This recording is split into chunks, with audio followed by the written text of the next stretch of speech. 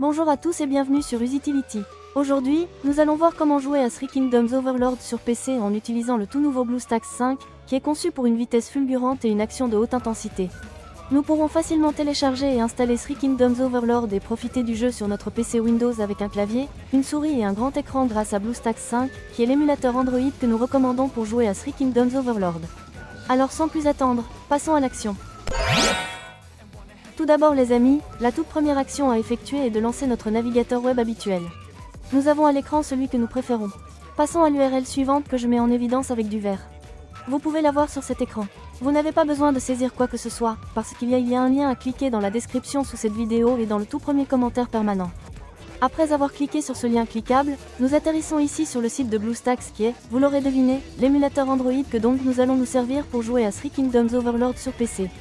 Comme vous devriez le remarquer ici, l'utilisation de cet émulateur Android ajoute de nombreux atouts.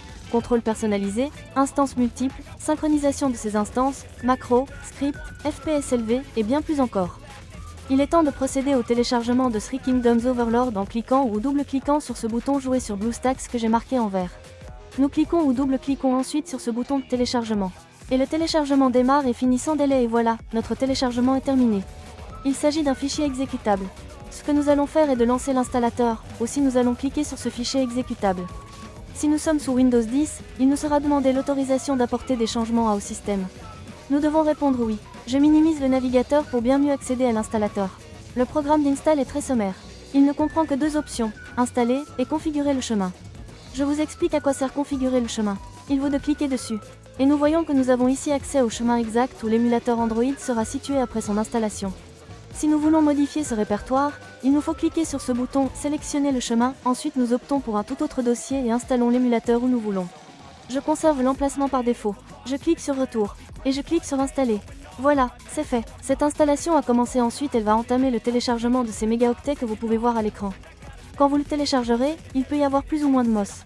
La vitesse pour le téléchargement sera plus ou moins véloce, selon la qualité de Internet et de la vitesse des serveurs de notre émulateur. Maintenant, cela va très vite.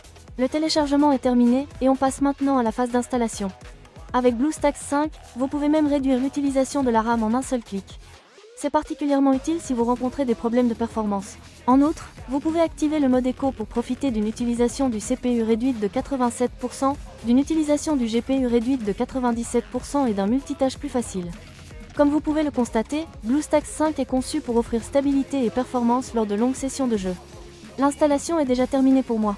Maintenant, l'émulateur a démarré de lui-même. Comme vous pouvez le voir, dans le bas de cet écran, on peut voir la barre de progression qui va se comporter comme une jauge qui se remplit et quand elle sera arrivée à la fin, notre émulateur démarrera pour la toute première fois. En fait, l'émulateur s'est déjà lancé, le voilà pour la toute première fois. Avant même de continuer, comme vous pouvez le remarquer, il a généré deux icônes à cet endroit sur le bureau du PC. Le BlueStacks et le BlueStacks multi-instance. Notez que l'icône BlueStacks est la seule qui nous concerne. Chaque fois que nous devrons lancer Three Kingdoms Overlord sur notre PC de bureau ou PC portable, nous ferons un clic sur cette icône et lancerons cet émulateur pour Android. L'icône BlueStacks multi-instance vous permet de lancer plusieurs instances d'émulateurs. Et avec le nouveau gestionnaire multi-instance amélioré de BlueStacks 5 en mode écho, les joueurs peuvent exécuter plus d'instances de jeu plus rapidement et avec moins de lag. Passons à l'étape suivante, qui se trouve être obligatoire. Je vais parler de l'accès au Google Play Store anciennement Android Market. Pour ce faire, nous allons aller ici. System App, après nous cliquons une ou deux fois.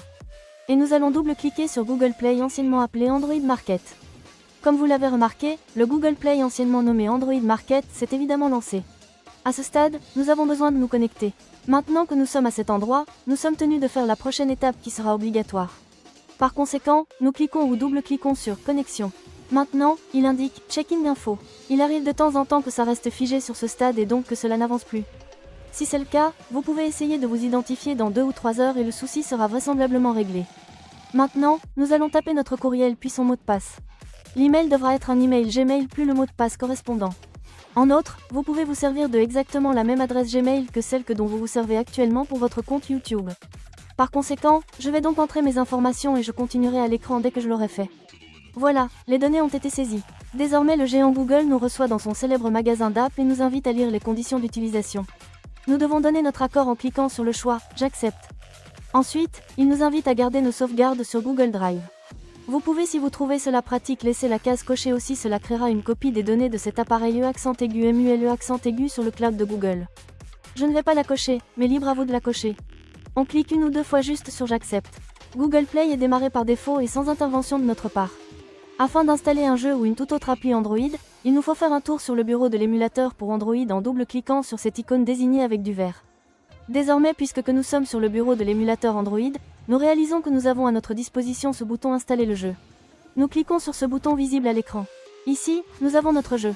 Sans plus attendre, double-cliquons ici même sur le bouton Installer, que je mets maintenant avec du vert. Et l'installation est sur le point de se lancer.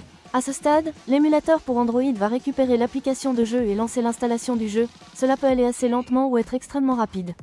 Tout dépendra de la qualité de notre connexion internet. Ça y est, notre install est déjà fini. À ce stade, allons sur le bureau de cet émulateur pour Android en cliquant une ou deux fois sur ce bouton que je mets en surbrillance en vert, de façon à initier Three Kingdoms Overlord pour la première fois. Nous arrivons déjà sur le bureau de cet émulateur pour Android, et nous nous apprêtons à cliquer sur cette nouvelle icône Three Kingdoms Overlord qui a été créée. Le jeu est lancé pour la toute première fois. C'est top, je peux double-cliquer à n'importe quel endroit sur l'écran mais également aussi me servir du clavier. Je vais commenter le volume de l'émulateur Android. C'est juste ici. Nous voyons l'icône d'amplification du volume et l'icône de diminution du volume. De cette manière, nous ne dépendons pas du volume de notre ordinateur sous Windows pour augmenter ou baisser le son de cet émulateur pour Android. Et pour profiter au maximum de l'expérience de jeu, nous avons la possibilité de basculer le jeu sur ce grand écran. Pour y arriver, nous avons deux options. Voici la première occasion où nous double-cliquons sur cette icône que je vous mets en évidence en vert. Et maximisons notre écran, en gardant une bordure tout en haut, une à droite et une tout en bas. Si l'on veut basculer le jeu ou une toute autre appli Android mode plein écran, on doit cliquer sur cette icône. Et nous serions déjà en train de lancer ce jeu en plein écran. Afin de revenir en écran normal, pressez simplement sur la touche F11. Et nous serions revenus en mode écran habituel. Maintenant, je vais vous montrer le mapping du clavier qui se trouve être très captivant. De la sorte, nous saurons comment nous lancer ce jeu plus commodément. La première action à faire consiste à cliquer un ou deux fois sur l'icône de clavier. Et là, vous pourrez opérer les réglages indispensables. En ce qui me concerne, je vais laisser la configuration de base. Néanmoins, si vous souhaitez la modifier, vous pourrez le faire sans aucune difficulté. Comme vous l'avez sans aucun doute remarqué, l'émulateur Android est complètement localisé dans notre langue. Cependant, il arrive de temps à autre que notre émulateur soit booté dans une autre langue, par exemple en coréen. Et pour le mettre dans notre langue, nous revenons à cet endroit sur cette icône en forme de roue dentée. Et ici, dans Autres paramètres, nous cliquons sur le menu déroulant « Langue ». Nous allons pouvoir sélectionner la langue que nous parlons, français, anglais, mandarin, etc. Une fois la langue choisie, c'est le moment de sauvegarder. Notre émulateur reboot ainsi le jeu. La toute prochaine fois que nous le démarrerons, sera de la même façon dans la langue de notre choix. Maintenant, il y a un autre point que nous devons prendre en compte, et c'est que nous recevrons un email nous informant qu'un nouvel appareil a été connecté à notre compte Google. Cet email sert à vérifier si nous avons établi la connexion de l'appareil. Bien entendu, c'est bien le cas, pas la peine de stresser, car oui, l'émulateur émule un appareil Android. Et pour voir quel appareil a été EAccent aigu, revenons là, à cette icône en forme de roue dentée et cliquons dessus. Et nous nous rendons ici à l'option « Modèle ». Nous venons de découvrir que cet émulateur pour Android simule un téléphone mobile Samsung. Nous allons donc recevoir un mail précisant qu'un nouvel appareil de la marque coréenne Samsung s'est connecté à notre compte Google. C'est tout pour ce tutoriel, chers amis. Je souhaite de tout cœur qu'il vous ait plu, et plus encore qu'il vous sera utile. Si c'est le cas, donnez-lui un bon like, abonnez-vous. Et si vous désirez déposer un commentaire, des questions à me poser ou des suggestions à faire, laissez-les dans la boîte de commentaires ci-dessous.